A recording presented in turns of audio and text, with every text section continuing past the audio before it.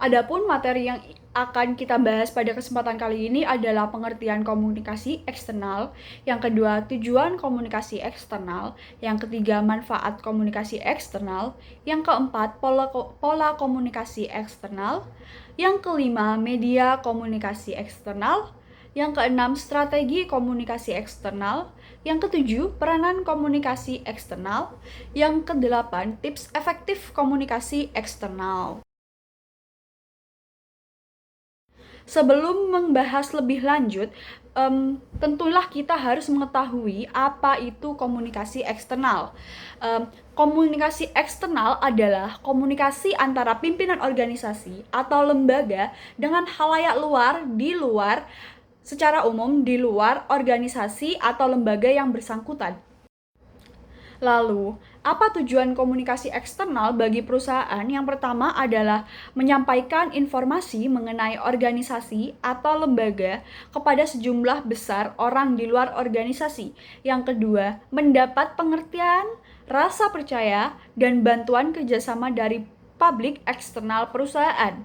Yang ketiga, membangun citra perusahaan yang baik di hadapan publik.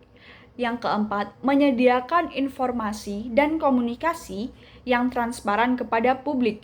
Yang kelima, mengurangi kerusakan reputasi perusahaan selama krisis. Lalu yang selanjutnya, memperkuat hubungan dengan berbagai pihak eksternal seperti masyarakat, perusahaan lain, klien, pemerintah, dan lainnya. Membangun persepsi publik terhadap perusahaan dan produk atau jasa yang diberikan. Memperoleh keuntungan kompetitif dengan membedakan bisnis dan pesaingnya. Membuatnya menonjol di pasar dan menarik lebih banyak pelanggan. Lalu mengurangi resiko investasi dengan memperoleh keunggulan kompetitif dan mengatasi masalah yang mungkin terjadi. Lalu yang terakhir, mengembangkan dan mengoperasikan hubungan dengan pihak eksternal yang mempengaruhi perusahaan seperti pelanggan, investor, dan mitra. Dengan demikian, komunikasi eksternal berperan penting dalam membangun dan menjaga hubungan yang saling menguntungkan antara organisasi dan pihak eksternal, serta mempromosikan kesuksesan jangka panjang organisasi.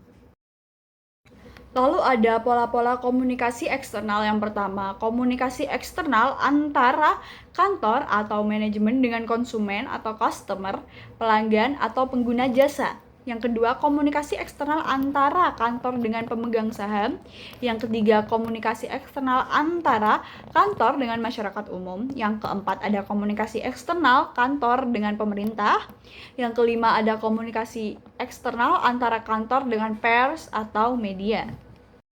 Lalu ada beberapa manfaat komunikasi internal. Yang pertama, mengembangkan hubungan masyarakat. Yang kedua, mengkomunikasikan dan memanfaatkan informasi. Yang ketiga, membangun identitas merek. Yang keempat, mengoptimalkan jaringan eksternal. Yang kelima, hubungan baik dengan pemerek.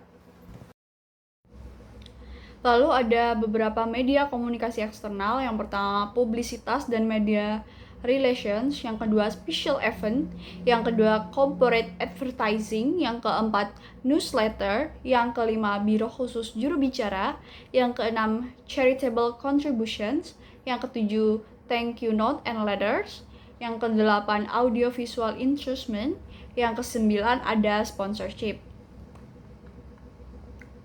Lalu selanjutnya ada strategi komunikasi eksternal. Yang pertama, perencanaan strategis. Yang kedua, pemilihan media yang tepat. Yang ketiga, memanfaatkan media sosial.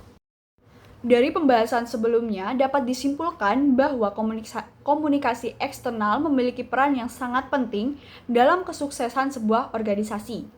Komunikasi eksternal membantu organisasi untuk membangun dan menjaga hubungan yang positif dengan pihak eksternal seperti pelanggan, mitra bisnis, media, pemerintah, dan masyarakat luas. Beberapa manfaat utama dari komunikasi eksternal antara lain meningkatkan kesadaran dan pemahaman, memperkuat citra dan reputasi, meningkatkan keterlibatan pelanggan, memperkuat hubungan bisnis, meningkatkan kepercayaan dan kredibilitas, meningkatkan penjualan dan pendapatan, meningkatkan hubungan dengan media, mengatasi krisis dengan lebih baik, dan membangun pengaruh dan otoritas.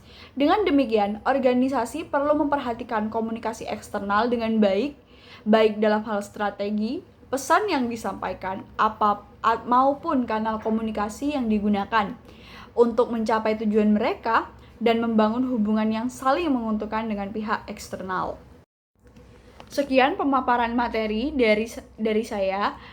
Apabila ada salah kata atau kekurangan mohon dimaafkan. Terima kasih. Wassalamualaikum warahmatullahi wabarakatuh.